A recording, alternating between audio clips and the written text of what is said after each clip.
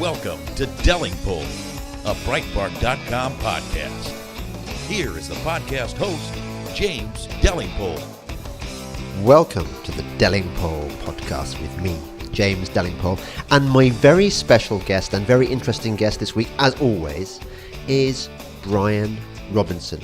Now, he's not, unfortunately, a household name, but Brian has been teaching me over the last few years, on and off, about how to speak properly, you wouldn't guess it all the time. Some of my public engagements I've done, there's some appalling footage out there. But Brian has nevertheless generously given me a few tips based on his acting experience. You were an actor, weren't you, Brian? Yeah, a long time ago, yes. Yeah, but you've got... Do you know what? I envy you. I envy you, your voice. I listen to my voice on these recordings, when I can be bothered to listen to my podcasts. I don't do it all the time. I'm not that sort of self-obsessed. But when I occasionally hear myself, I think, why is my voice so weedy? Why can't it be rich? I'd like Roger Allam's voice, something like that. A proper speaker, actor's voice. Do you know, I hate the sound of my voice. Ah, okay. So I was on the radio for 8 years, and I've heard myself so often, I still don't like the sound of my voice. I can hear all my own neuroses through it. Right. But do you think it... Before we go on to actually, because obviously this podcast is going to be all about me. I think it's all about you. We want to find out about you. Yes, Yeah. You needn't have mentioned my name even. I mean, I'm unimportant. So people might, but people. Okay, yeah. Who is this Burke with the voice? All right, okay. Some random guy is got some mysterious voice is going to appear on my podcast, and I'm not going to tell you who he is. How would that work? Can I just finish my point there, which is what was my point? What was I Voices. saying? Yeah. Okay, so hearing your own voice. I listen to my voice, and I just think, am I ever really going to cut it as a broadcaster, podcaster? Because even though what I say is really interesting and often very intelligent and incisive, would I want to hear myself at length? Okay, you've said that I've given you hints. Here's one. Yeah. Don't get hung up on your voice. Right. No one else will. I mean, they just hear a bloke speaking. If you start getting hung up on your voice, then you start. If you start with voice practicing, like you'd this. Start. What one drama teacher I knew used to call voice beautiful, where everyone speaks like this. That's the voice I want. Yes, you've got it. Yes. No, you don't. Trust me, you don't. You don't. Because I was thinking about John Ronson. John Ronson has quite a weedy nasal voice, and actually, he's made it work for him. He has a very successful career. So, okay. Yeah. I've talked myself out of my neurosis. Yeah, absolutely. With your help, Brian. With your help.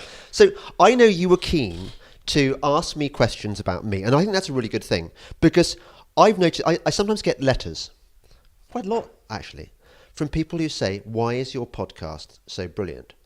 And obviously one reason is my choice of guests. I think I mix it up a bit. You've had some goodies. But the other reason is there was one single common factor in all my podcasts. Do you know what that is?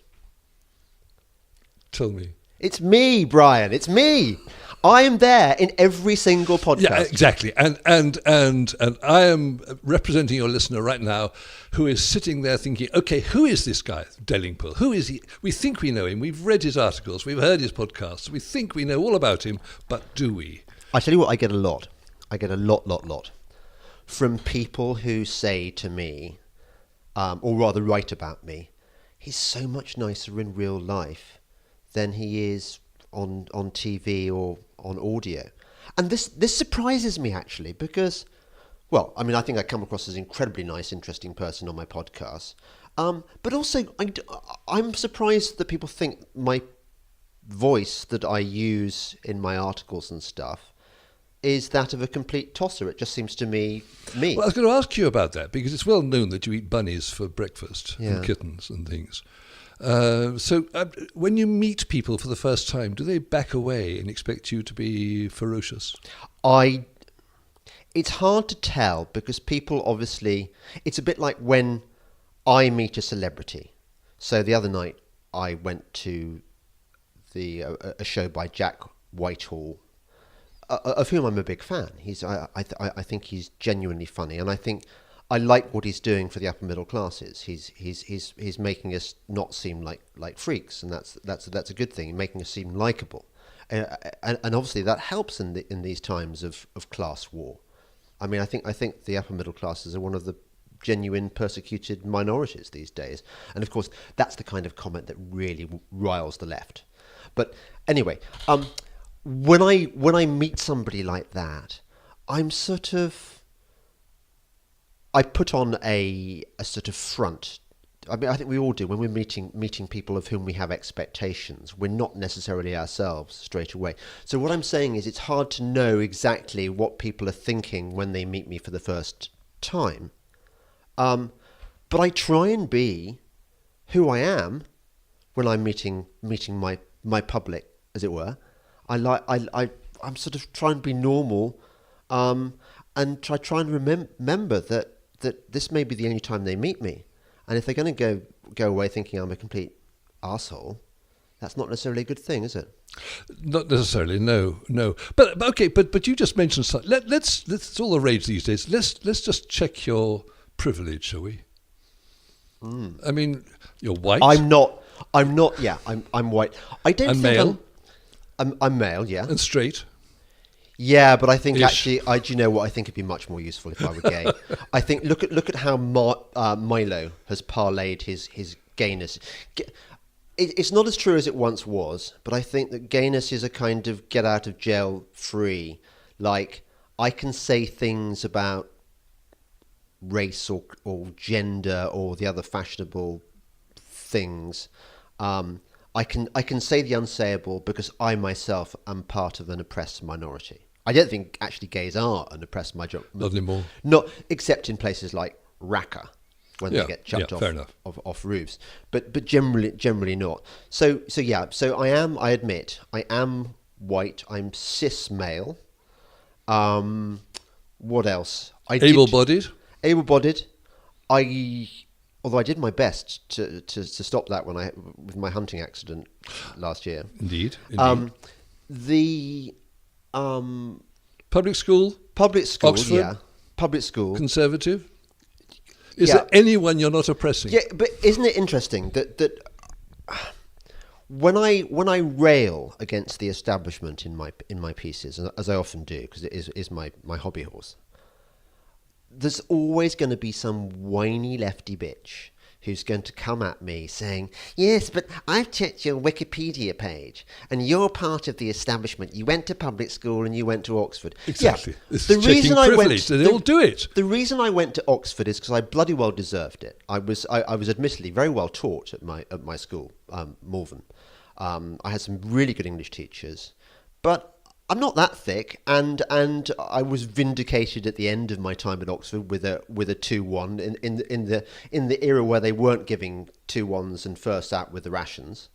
I had the cleverest tutor in the whole of Oxford, a guy called Peter Conrad, who I worship, and everyone who was taught by him worships, and he didn't think I was an intellectual slouch. So I was there on merit rather than because I belong to the ruling class. And by the way, I don't belong to the ruling class. My father was in manufacturing, in industry. I come from the West Midlands. I used to have a Birmingham accent when I went to the local school. All right, Akid.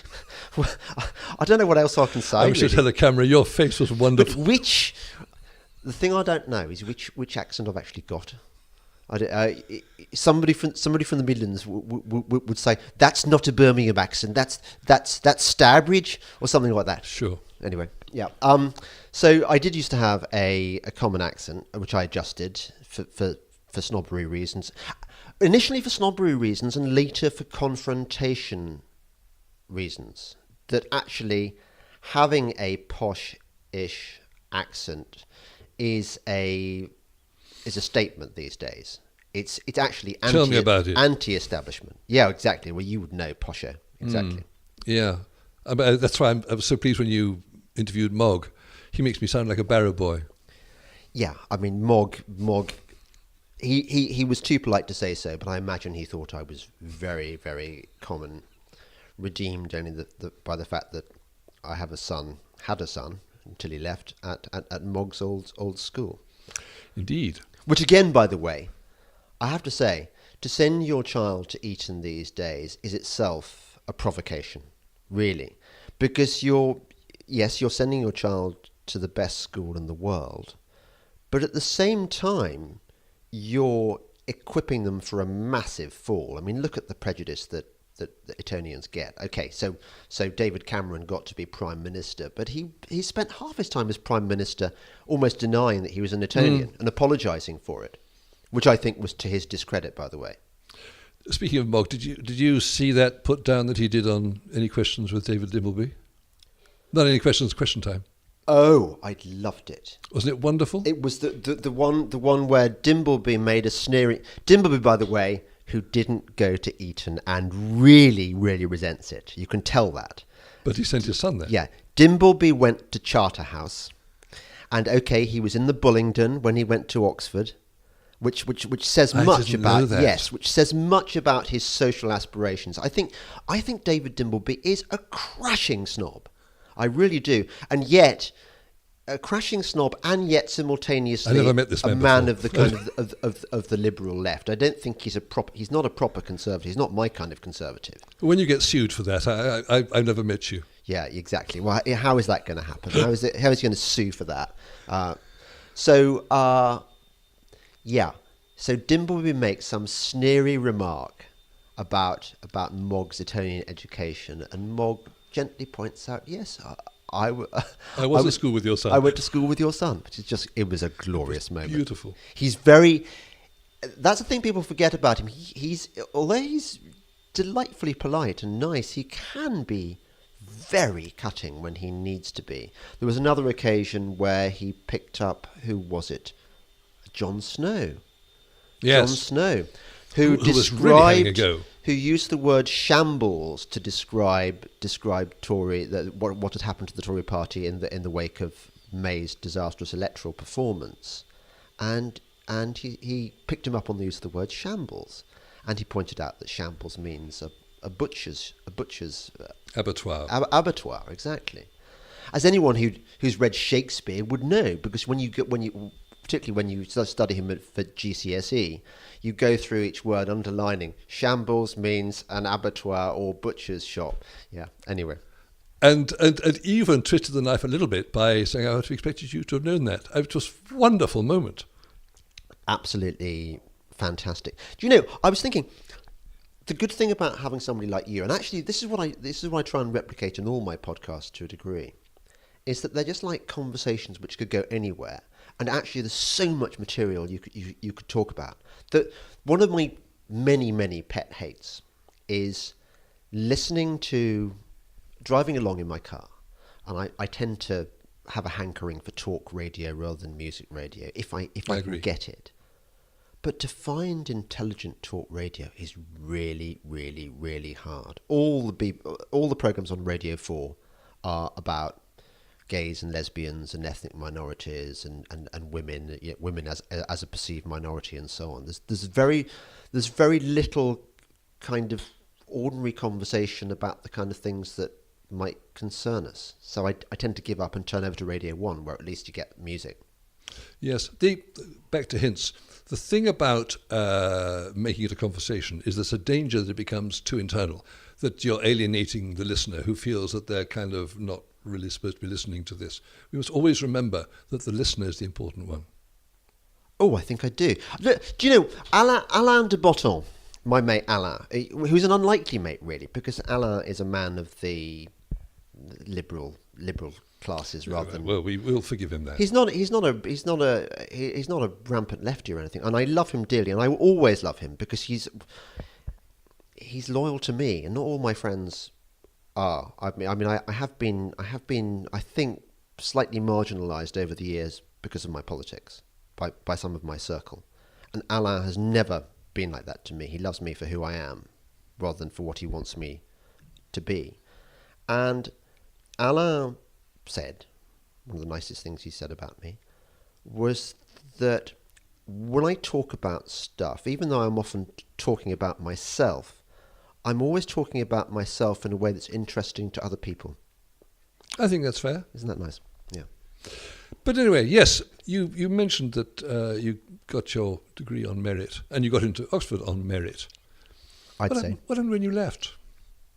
Did you walk out of Oxford and think, right, now I've got the world at my feet? What did you leave wanting to do? Do you know what? I did, in your last year at Oxford, you go to, I imagine it still happens, you go to see the careers place, and you have an interview.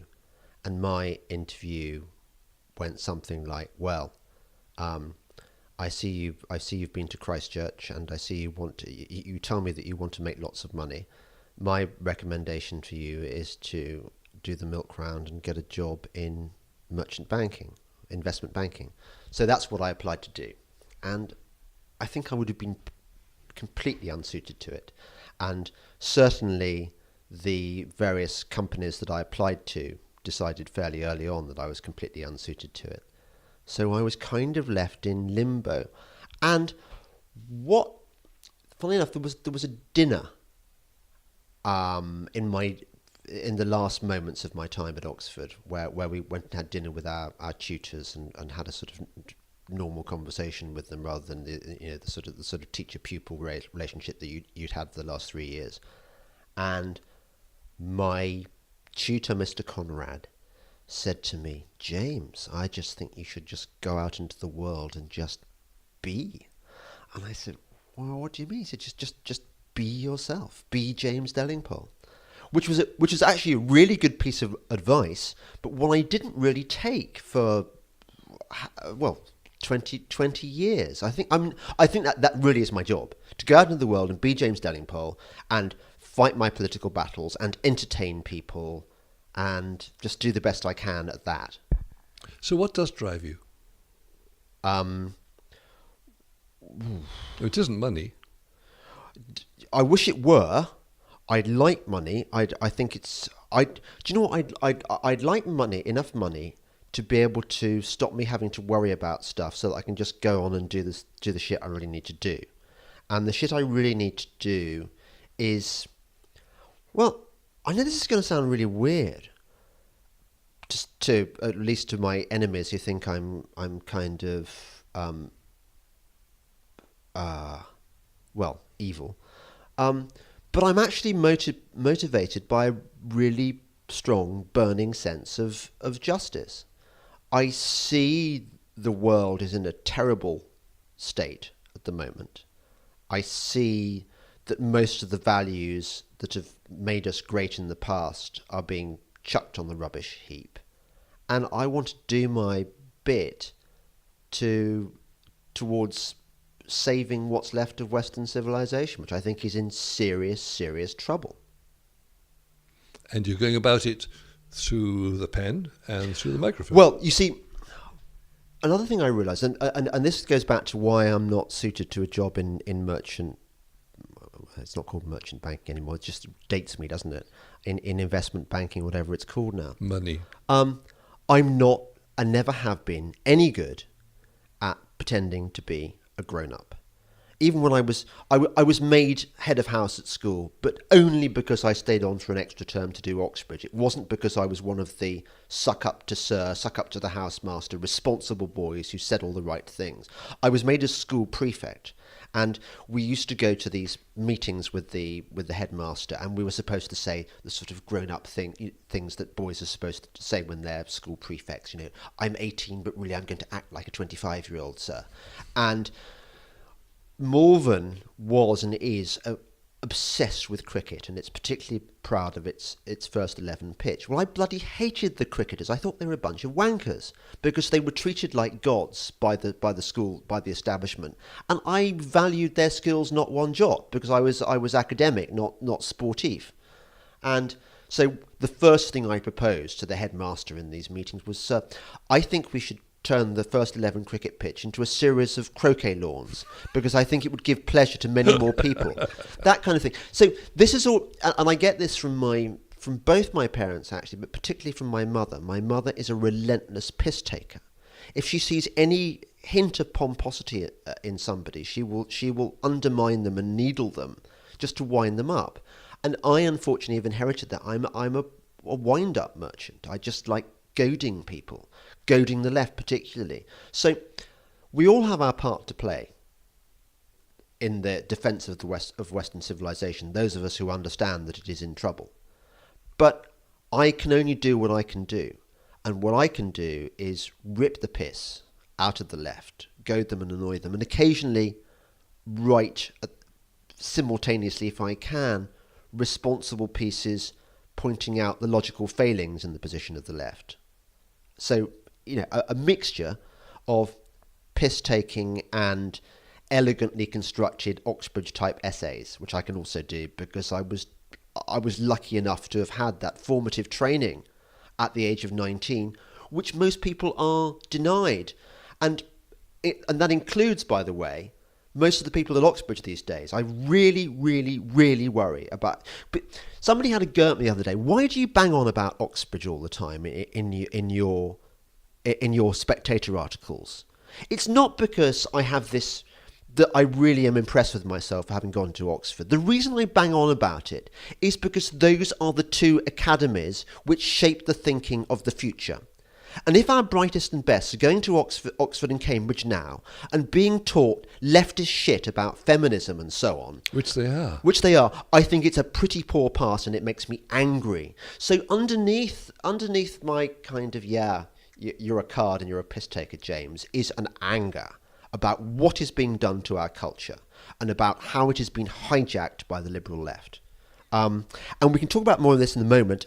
You are listening to the Delingpole podcast with me, James Delingpole, and my very special guest, stroke interviewer, Brian Robinson. More in a moment. Breitbart News Daily with Alex Marlowe. Let's get Bo Dietl in on the conversation. We must stop the immigration until we're effectively able to know who's coming into our country and why you come to America. Do you love our freedom? Well, if that's the reason why you come to America and you want to be part of us, welcome aboard. If you want to come to America and disrupt the freedom and the great country that we have, you stay the hell out. Breitbart News Daily, weekdays from 6 a.m. to 9 a.m. East on Sirius XM Patriot 125. This is Delingpole, a Breitbart.com podcast. Here once again is James Delingpole. Welcome back to the Delingpole podcast with me, James Delingpole, and my very special guest and interviewer for this week, Brian Robinson. Now, Brian, I bet you liked the flash of rage that you got in the last bit of that. Yes, I did. It was interesting because, and actually, thank you, you've cued me very nicely for my next question, which is more an observation. That yes, the anger does come through your writing, but you choose to do it with humour. Why did you? Was there a policy decision ever that the best way I can express my anger is by being funny? There was a key moment for me, and I think I'd already observed this before, but I went out to the Hollywood Hills a few years ago. And I went to visit a friend called Roger Simon, who set up a site called PJ Media. And Roger was involved in Hollywood. He was a scriptwriter, and he used to be a liberal, and then he saw the light and became a conservative. Anyway, he happens to live in this gorgeous house in the Hollywood Hills, which used to belong to Marilyn Monroe. It was the house where I think she set up with Joe DiMaggio in when she got married. And next door was an enormous house, much bigger than this Adobe house that Roger lives in, and it belonged to somebody like he told me Adam Sandler. And I said to him, "Wow, being a comedian buys you a pretty big house. I had no idea that comics made so much money." And he said, "In Hollywood we have a saying. Funny is money. In Hollywood, comedy is king. It's the one that really makes you lots of money." And I thought about this, and it confirmed what I'd suspected for a long time, which is that look at the writers who are really, really read, the journalists who are really read, people like Rod Liddell. Rod Liddell is really, really funny. And the other thing you notice is that not many people can do funny. So not only are you making your writing much more palatable, you're sugaring the pill, but also you are demonstrating skills that most people don't have. I mean, okay, so look at somebody like, pluck a name from the air, Dominic Lawson. When I read Dominic Lawson's articles, I really learn stuff. He's really good on his research, and he comes out with stuff I didn't know. Not many laughs, though. Matthew Paris, well, I mean, he's a remain tarred lunatic. Not many laughs. I knew that was coming. Simon Jenkins, nary a laugh. A lot of the columnists, the best paid columnists in Britain right now, are really not very funny. I am funny. I can do that thing. So if you can do that thing as well and get a serious point across, why not? And another thing, one of the things I always say to when up and coming journalists ask me for advice, I mean, by the way, my first advice is don't even think about becoming a journalist. But when I talk about technique, It's the same advice you give to actors. Yeah, exactly. When I talk about technique, I say that your first duty as a writer is to be read. Because if you're not being read, there's no point in writing. How do you get yourself read? How do you get yourself read not just in the first paragraph, but right to the end, which very few readers do, by the way? Well, you entertain as you inform. A bit like the BBC was supposed to do. Yeah, whatever happened to them? Yeah, quite. You threw away, rather neatly earlier on, 20 years, you said, where you weren't being yourself. What were you being during that 20 years? Oh, no, I was being self-deprecating. I just mean that I think, although there were elements of me in my writing and stuff, compare and contrast Milo. I think that Milo has two things going for him that I don't have. I think he's better looking than me. Well, he is better looking than me. And he has a much more sensible grasp of how the system works, how to make it work for him. He's much cannier than I am. I'm an innocent. But in terms of skill levels, I'm at least as good at writing as him. Oh, you're better. And probably better. In You fact, are better. I've said this before, but it's true. Milo used to model himself on me. I taught him all he knows about writing, pretty much. I don't know whether he'll still admit this. I mean, I love Milo. He admitted it when you had him on the podcast. Yeah, even though he's an ungrateful bitch. I mean, that is part of that is part of his shtick.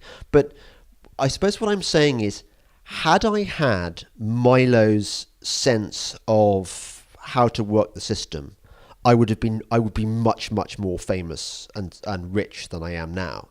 And I think that in a way that again answers the question that I'm often asked, why are your podcasts so bloody good, is because I'm really great, but I'm just not very good at marketing myself. Milo, we're talking about you, not Milo, but Yeah. very briefly, Milo is very good up in front of an audience, and he can be very funny. Yeah. He's not that funny when he's writing. I mean, Dangerous is fascinating, but it's actually quite hard work. Is it? I haven't read it. That's only because I couldn't master the skills of ordering it from America. I got it back on Kindle. I know. I used to enjoy his Breitbart pieces, although they used to go on for far too long. I just think, 2,000 words. We haven't got time to read that much verbiage, however elegantly turned. Leave them wanting more. Yeah, leave them wanting more. Yeah, exactly. That, by the way, is my policy on whenever I go to parties, which I do decreasingly often these days. I had a terrible period where I used to have to go to, oh my God, in my one of my first jobs as a journalist was as a kind of showbiz reporter. And I had to go into your world, Brian, your lovey world. I had to go to see 2 or 3 first nights every week, and I used to go to the after-show parties, and I found it tremendously exhausting, and it put me off parties for life. This is a digression, by the way, nothing to do really with what we're saying. And my policy at parties has been never to seek out the host or hostess and say, "Now I'm leaving now," but to just fuck off, just go. Leave them wanting more. And they love you for it. Yeah, of course they do. I They mean, do. When you are the host, it's such a crashing ball when you're in a conversation with someone and people keep on coming up to say bye-bye. Fuck off, just go. No one needs to know that you're leaving their party. Why rain on their parade? Yeah. Anyway, that was a distraction, as I quite like digressions. A good digression. Do you like theatre? Do you know what? I used to like it quite at school, and then I went through a period of hating it, and because it was my job, and I saw an awful lot of bad plays. I mean, I think if you go to if you're a theatre critic, probably out of every 10 plays you see, 7 will be ropey to dire. Maybe 2 will be good, and only 1 really excellent. So that's 1 out of 10. But Hard now, work being a theatre critic. I've been it for a time. but as I've got, maybe this is an age thing. Maybe it's maturity, and maybe it's ars longa vita brevis. But I've come to value culture much, much more, and value the live theatre experience. So, for example, last night I went to see Titus Andronicus. And I remember reading Titus Andronicus at school and thinking, God, I'd so like to see this on stage because it's so gory. I mean, limbs are being chopped off and organs being ripped out, and Aaron the Moor is one of the most deliciously evil characters in literature, and I just wanted to see it on the stage. And this RSC production was is said to have been one of the most gory in recent years, and I did enjoy it rather a lot. But the reason I enjoyed it actually was not because of the comic gore, although that was well done, but was because there were quite a few really first-rate performances in it. In fact, the girl playing what's the daughter called? My brain's gone blank now, but I thought she was fantastic. And this is the thing you get with the RSC. Usually, when you go to one of their productions, there's maybe 4 or 5 actors who are really, really good, whose voice has a resonance and who can speak in the verse, as one of my ex-girlfriends used to say. I used to go out with an RSC actress, and most of them can't. There used to be a great voice coach called Cicely Berry at the RSC. He was fantastic and taught everyone to speak in iambic pentameters perfectly and stuff. But there's also members of the cast who are patently unsuited to doing Shakespeare and really shouldn't be actors at all. And so you can tell a good production from a bad production from the proportion of proper actors to so-so ones. And this was a pretty good production. Anyway, you asked me, do I like the theatre? Yes, I do. I also enjoy poetry much more. I enjoy literature much more now that I'm realising that, I'm getting older and the eternal verities of literature matter much more. Back to the early days of your writing, which you said you weren't being yourself. It's quite interesting that you started out not writing politics. You were writing crits, music. Radio, this is TV. This is a weird thing. Somebody said to me the other day, I knew you before you started writing about politics, and I thought, really? Was there a time when I wasn't political? And of course there was, and I know this because there are people out there. There's a guy, for example, who used to be in rock and roll PR and accompanied me on a memorable trip to Paris to interview one of my favourite bands of the time. This is in my rock critic era, called Tindersticks. And I just got heinously trashed with these people, just on alcohol. I had a sort of lost weekend in Paris interviewing these guys, and I got on with these guys. Got on with the rock PR, and that rock PR really kind of dislikes me now. I've noticed from the things he tweets about me and stuff. Even though I'm exactly the same person, the only difference is that I'm more open about my politics, whereas I wasn't then. And I'm thinking, hang on a second, I don't mind if you're a lefty tit. I'm not going to hold your glib spray on politics against you, because I recognise that you're a victim of your culture. You can't really be not left wing in the world of rock and roll, or even journalism for that matter, for the most part. Or acting. Or acting. It's definitely not acting. But for him, this was a deal breaker. And I've had this a lot. I think there's a fundamental difference between the left and the right. And Aubryn Waugh noticed this, that Polly Toynbee can never forgive you if you're on the right. You are the enemy. Whereas on the right, we separate the person from their politics. We love the sinner, hate the sin, which I think is a slightly more sophisticated and generous approach to life. It's interesting that Mark Stein had a similar trajectory. Not the same sort of music, but he was writing about grown-up music, big bands, musical theatre, that sort of thing, and got dragged into the political sphere. Yeah. I sort of sense what your question is, and I think it's that you realise, there comes a point where you realise that all the things that you value, all the art, all the music, all the truth and beauty in the world, all the architecture, are contingent on there being a political structure which enables them to flourish. Now, you could argue, of course, that the best literature emerges from in times of crisis, that emerges from behind the Iron Curtain, for example. And I agree that's true up to a point, but ultimately, unless we have freedom within a structure of stability and order, I think that everything we've spent the last 2,000 or 3,000 years creating is going to be lost. I really do worry that we are, as far as our current civilization is concerned, we are approaching end times. And I think that a lot of the sort of the political, ideological fads of the day, for example, feminism, for example, the sort of the cognitive dissonance that we have in our thinking, or that the liberal left has in its thinking, its attitude towards Islam. These are sowing the seeds of cultural disaster.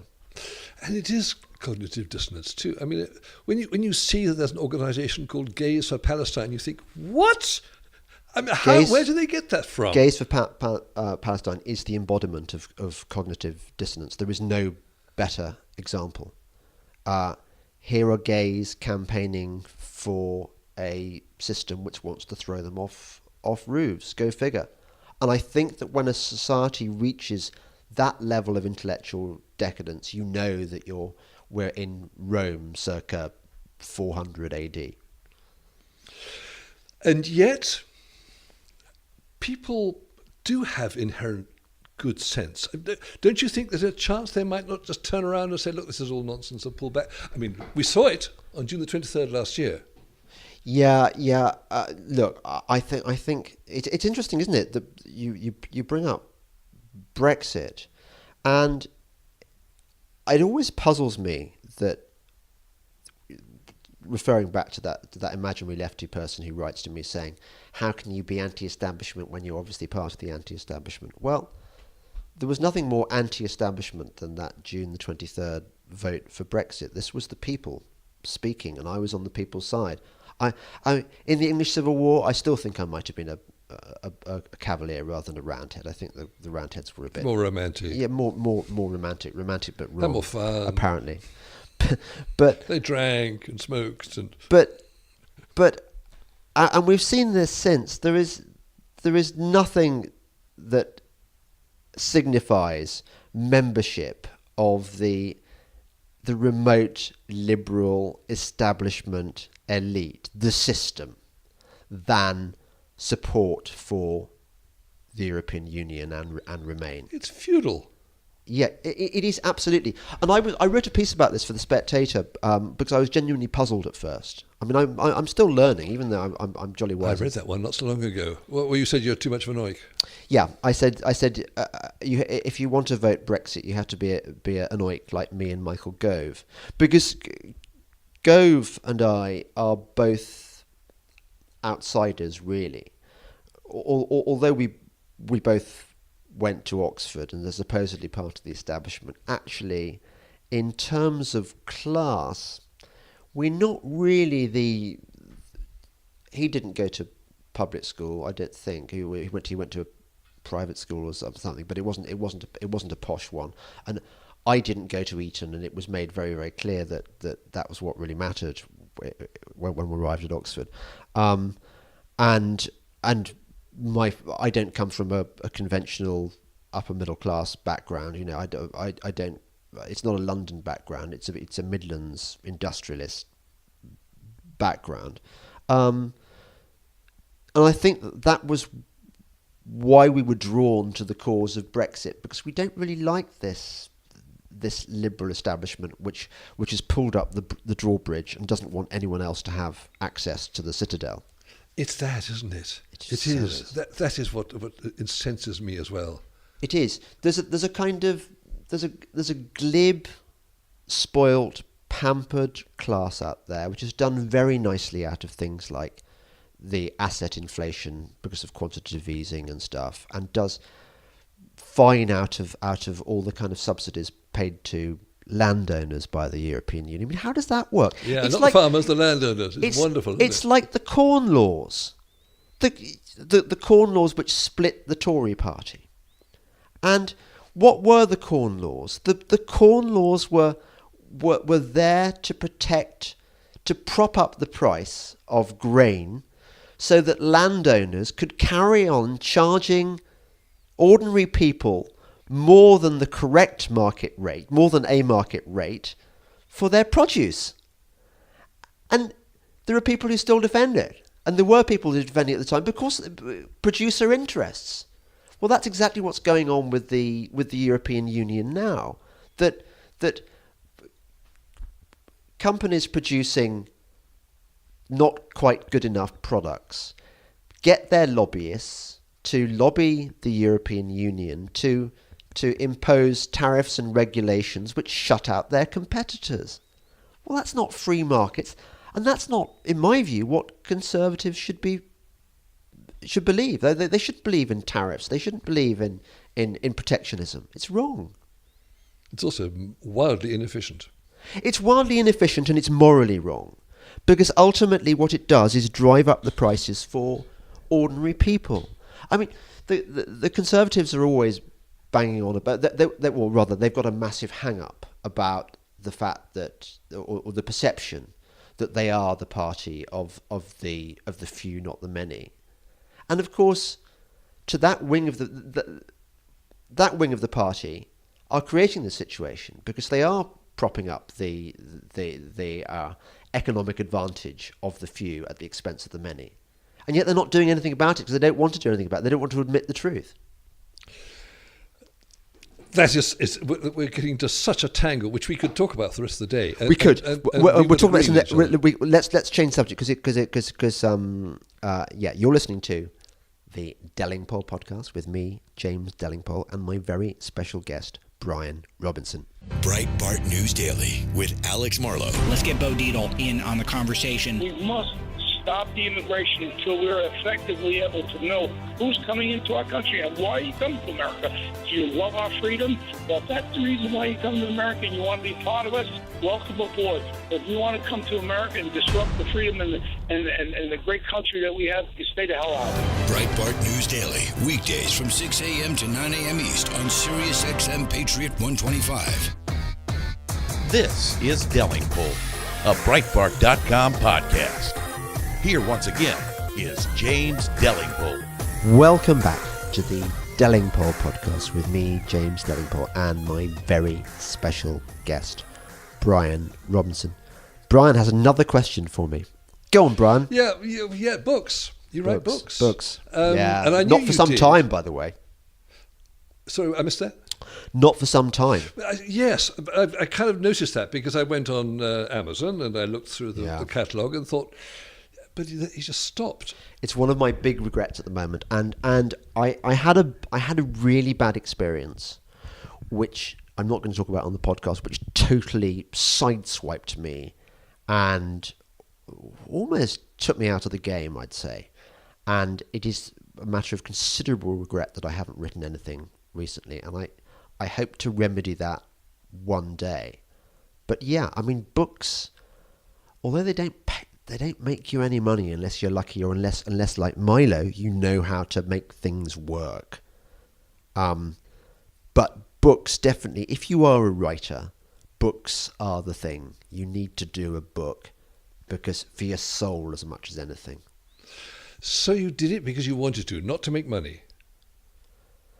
Well, I always bloody well thought I was going to make some money. I really did. I think definitely one of the lesser reasons why I haven't written any books recently is they make you bugger all. They really do. In fact, I was talking about this to a friend of mine, whose name I shan't mention, who's recently had a considerable literary success.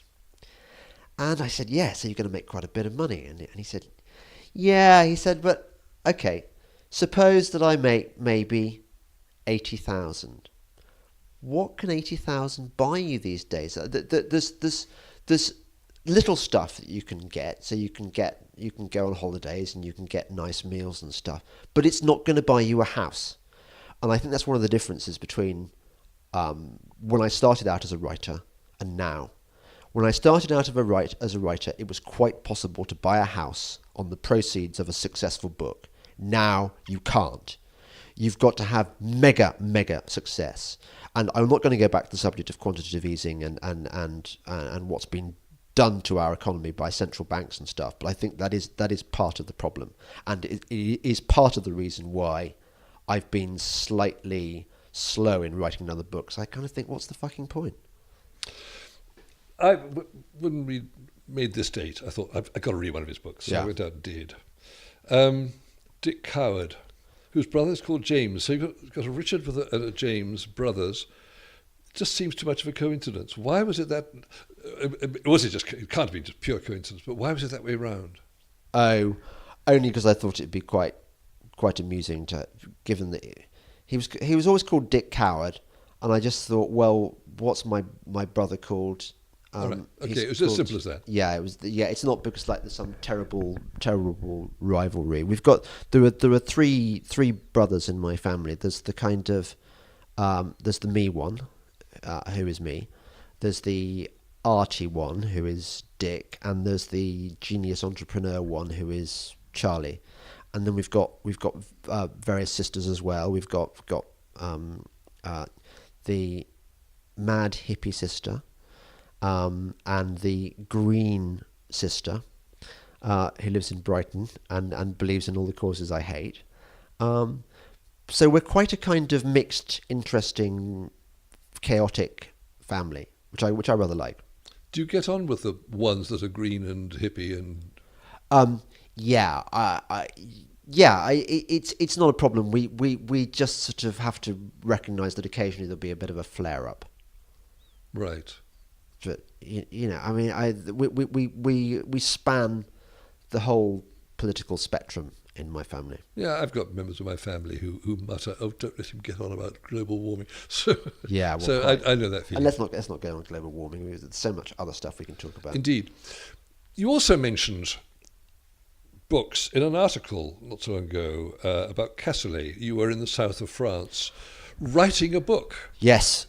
So is that the way you like to play it? To go away and just submerge yourself? Well, I think that's just a sign of how much easier it was back in the day to subsist as a freelance journalist. When I started out my career, it was perfectly possible to do a few, maybe 2 or 3 freelance articles in a week and have all the time left to write your book. Now the money has gone down so much. I mean, this isn't a sob story. This is just a fact of life. you are paid so badly in journalism now that in order to keep your head above water, you've got to churn out so many articles that you really haven't got time. The books are a luxury. Okay. So that trip to the south of France is indicative of the way things were. Yeah. It must have been relatively recent, because if you are being a freelance journalist in the south of France, you have to be able to get the stuff back here, and you weren't going to be relying on the post for that. No, well, I actually, I did. I mean, to be fair, I did take a sort of 3-month sabbatical. I lived in a village called Saint-Jean-de-Fosse, which was kindly lent to me by a wonderful woman called Reen, who was the secretary on the Peterborough column where I worked on the Telegraph at the time, when newspapers had diaries, and diaries were staffed by Oxbridge graduates. Everyone had been to Oxbridge, and this was the nursery for... They don't exist. I suddenly realised they don't exist anymore. They don't exist anymore. So people like Quentin Letts on the Mail, Robert Hardman, these were my Royal correspondent. These were my colleagues of the time, and Michael Gove. Michael Gove came in to do shifts on Peterborough. In fact, I gave him his first. No, I didn't give his first job. There was a Sunday shift that you had to do, the Sunday for Monday shift, and if you were editing on that particular day, unpopular because no one wants to go into work on a Sunday. No one wants to go to Canary Wharf on a Sunday, and I got to choose who would work with me on that day, and I chose Gove because he was a lovely chap, and he used to wear a thick tweed suit at the time, and I wrote this clericue, which went, "Whatever one's creed about suits of tweed, they're sure to raise a laugh at the Telegraph." Anyway, so Gove and I go back to then. What were we saying? Oh, the business of going to France and yeah, you took a sabbatical. Yeah. Look, before you ask me about the Coward series of World War II books, which are a source of great guilt to me, because I wanted to write a series of about 10 in which Dick Coward somehow goes to Kohima and possibly participates in the Battle of Britain as a fighter pilot and fights in the Western Desert, and I was going to research all these theatres, and it was going to be great fun. At least two things got in the way, and I'm very sorry to leave Dick Coward hanging in limbo.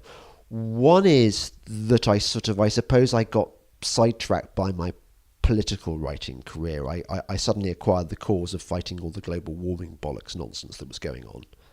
And partly it was a question of money. I realised that I wasn't going to have the time to be able to write books and make a living as a journalist, and that the books weren't going to pay me enough to live on alone. Well, the one I read is very thoroughly researched. I mean, you spent some time on it. Yeah, I did. It is very well researched, almost too well researched. I'm wondering whether perhaps one of the flaws in the book is that I worried too much about historical accuracy and not enough about giving my characters the freedom to do stuff. And the other constraining thing about the Coward series, I made the mistake of starting on D-Day, for God's sake, which meant that although I can go back into the past and give him prequels, I can't have the learning curve.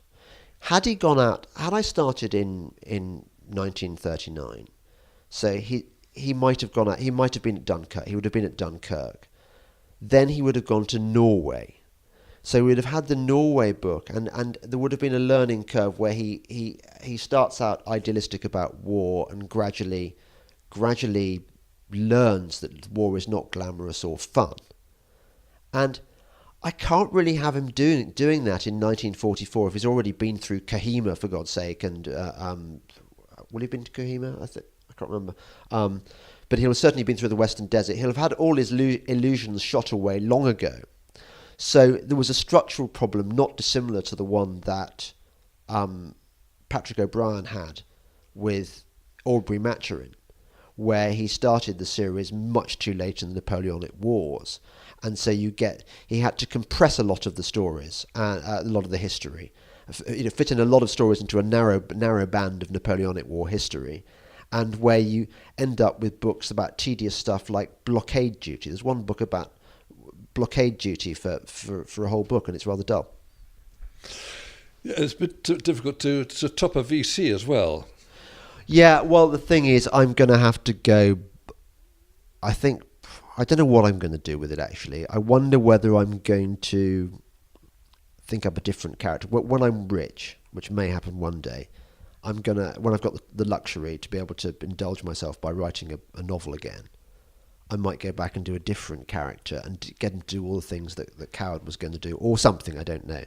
Well, your later books have nearly all been about matters environmental, and we are now touching on the global warming thing. Yeah. You have, on occasions, expressed regret that you were dragged from what you were doing into the climate change, global warming sphere.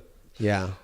Do you regret it? Well, there's a riff on that in Watermelons, where I say how, like, I used to have a glamorous career. Like, I went out to LA to interview Jimmy Page and Robert Plant on their Page Plant tour, and I hung out for a week at the Sunset Marquee with the Black Crows and went backstage and partook of their fantastic weed, and that was a lot more glamorous than my life. Now, the thing is, what I say about this subject in the book is actually true.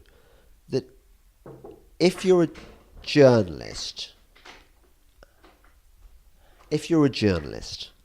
and your job, by inclination as much as anything else, is to be a nosy Parker and a seeker after truth, if you want to put it the glamorous way, then here is the biggest story of our time. It's the biggest story of our time in as much as there is no other story where the gulf between what you're being told in most of the mainstream media and what is actually happening is quite so vast. It's been an epic failure on the part of the Fourth Estate, I think, that journalists have not done their job. They've gone along with this deeply corrupt and corrupting industry. And I can see the temptations of it. I so can. It's so much easier if your beat is climate change and the environment to get your news stories from press releases provided to you by favoured scientists on the global warming gravy chain. It's so much easier than doing digging. It's much easier having people that you can get on with and hang out with at eco conferences around the world. When you jet out to Cancun, Copenhagen, they do choose nice places for their... They do choose the IPC. We're talking about the COP, the Conference of Parties. It's called. All these UN organised climate conferences, which are organised in exotic locations around the world. They're never in kind of, I don't know, Grozny or Burkina Faso or anywhere like that. They're always in places you'd want to go. It's a nice life. I mean, look, I was looking at David Shukman, the BBC's Old Etonian science correspondent. Where's he been recently? Well, he's been to Greenland. I'd love to go to Greenland. I'd love a freebie to go out to Greenland. How does he get his freebie to go out to Greenland? He goes out to go to a research base where, lo and behold, they've discovered that global warming is more serious than ever they imagined before, and something to do with algae. It doesn't really matter as long as you report in the right direction, i.e. this is a crisis, this is real. It's much worse than we thought. Something must be done. Then you're going to get endless resources to help you pursue this non-story. You mentioned earlier on, when I'm rich, wave a magic wand. How did it all come right for you? I mean, it's going pretty well now. I mean, you're well known. You are eating. You think that. I never thought that. I've always thought of myself as a bit of a failure. I've always been very disappointed with myself and eaten up with the sense that really my career's been what I could have achieved and what I haven't achieved. And you know what? It's not like I look at David Cameron and think there was a contemporary of mine from Oxford and he became Prime Minister and I didn't. That's not how I judge things, because actually I think he made such a hash of being a Prime Minister that I have no respect for him at all, what he did. It's not like success envy in that respect. It's more, what could I have achieved in terms, within my own terms? I think that I could have Watermelons deserved to sell 10 times as many books as it did. Why didn't it? Well, I didn't know how to market myself. I didn't know how to... Well, and of course it's an unpopular subject with at least half the world. I do feel a failure, and it does eat me up. And part of me... I think you were going to ask me what if I could wear my... What I could have... How my life would have been different. How I could have... If I could have my life all over again... one thing I'd have done is got a brace for my teeth. That's bothering me. And another thing is, I think I would have liked to have got a job making money somehow and made enough to retire so that I could become a master of foxhounds and spent the rest of my time fox hunting. That's what I would have really liked to have done. Teeth. Yeah. One of the things I keep telling people is that attractiveness comes from flaws, not from perfection. Your face, your smile wouldn't be the same if you had Hollywood teeth. I've become increasingly obsessed with it. I look now at actresses. I was watching Pride and Prejudice the other day, and I was looking at Keira Knightley's teeth, and I think, well, haven't I got teeth like Keira Knightley? You know, I just like... Partly, it's the dental advances that have been made since my childhood, that nice teeth are now much more routine in this country than they were. Growing up in the 1970s, everyone had shit teeth. But yeah, okay. I don't want that on my gravestone. He wanted nicer teeth, but that is on the list of regrets. And another is definitely. I wish I'd taken up fox hunting earlier and got more proficient at riding, in order that I might not have had the accident which so shocked my family that has effectively had me forbidden from fox hunting again. Because you did take it up quite recently. I mean, Dick Coward rode to hounds, but Yes. by that time you weren't doing it. I had actually. I was lucky in that I went. My first ever hunt was, I think, the month before it got banned. So I have been doing it for quite a time, just not regularly. I went stag hunting with the DNS on Exmoor, which was fantastic.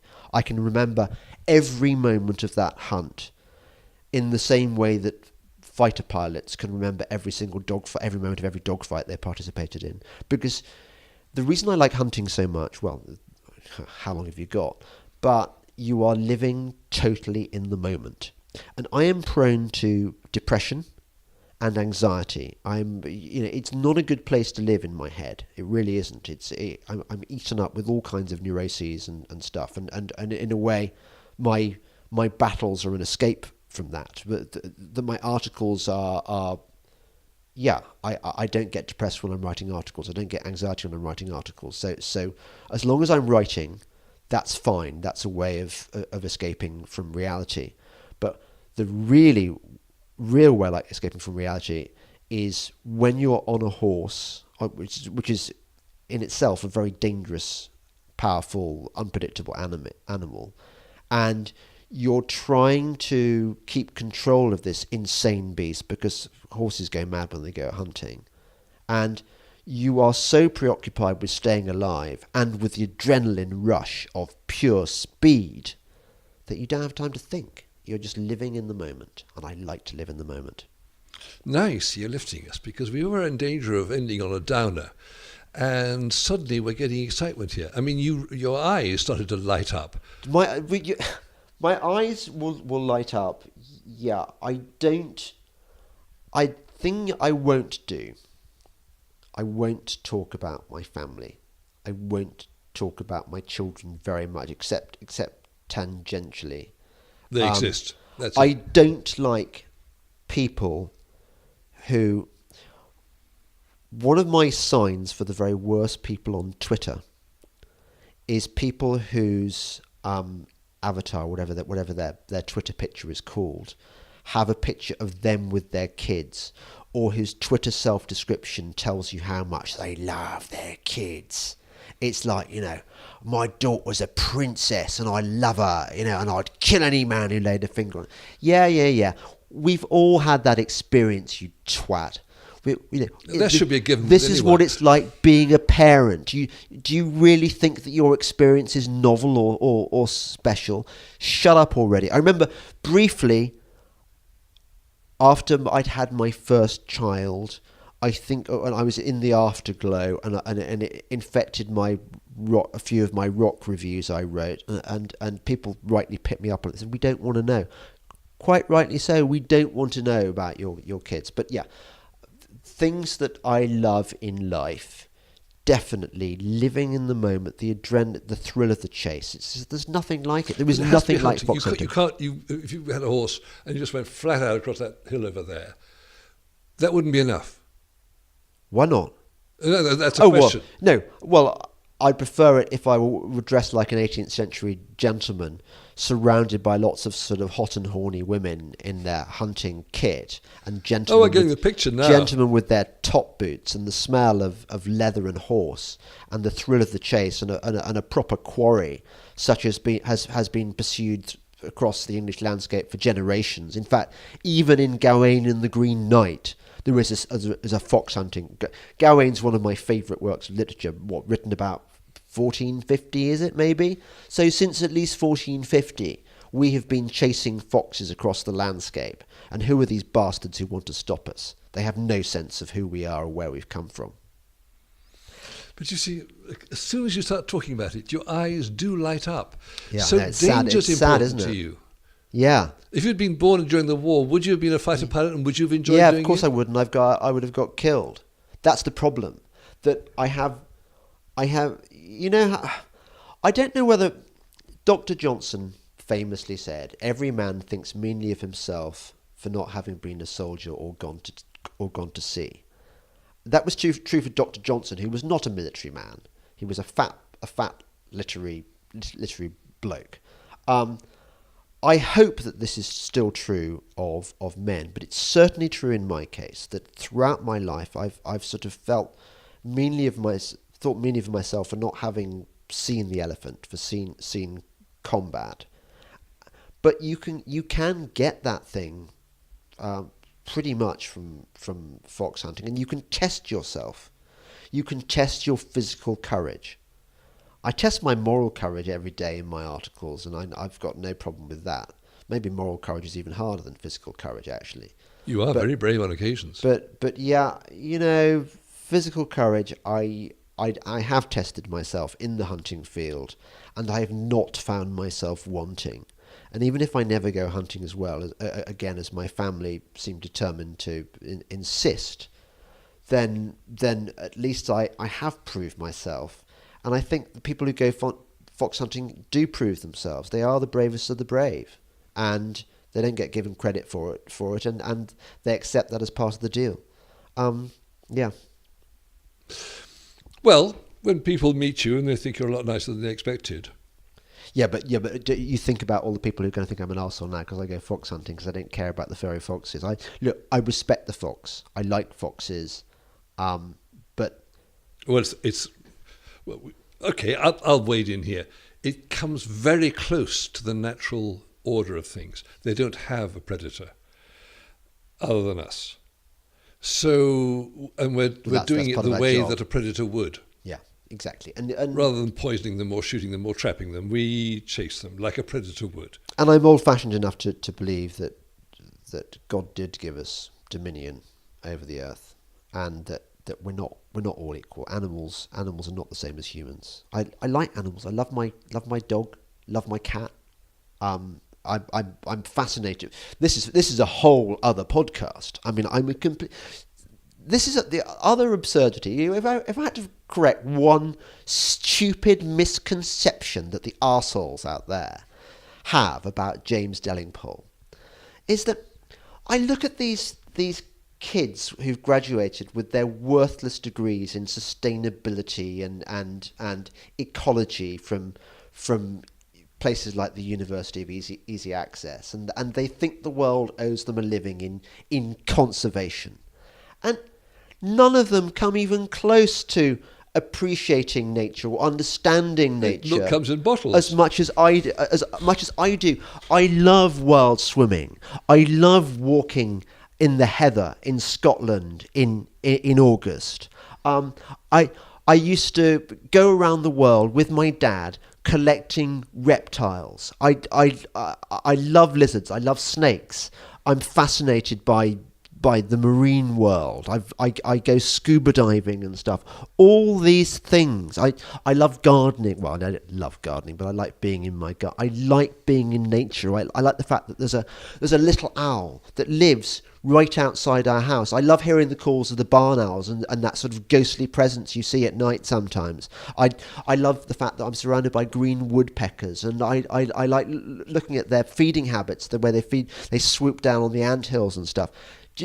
Don't try and make out that I'm some kind of nature hater, because I'm a nature lover, and it's because I care about the environment and about the world that I don't like seeing money wasted on causes which are actually doing more harm than good, like, for example, what I call bat chomping, bird slicing, eco-crucifixes. How can the environmentalists live themselves when they want to carpet our unsport landscapes with things that kill on an industrial scale birds and bats?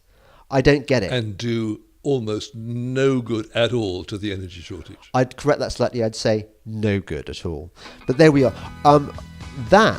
We've run through our allotted time. And we've finished on an up, which I'd like to thank you, James. Oh, good. Well, thank you, Brian, for being a great guest. You're listening to me, James Delingpole, on the Delingpole podcast with my very special guest and expert interviewer and charming companion, Brian Robinson. Thank you and goodbye.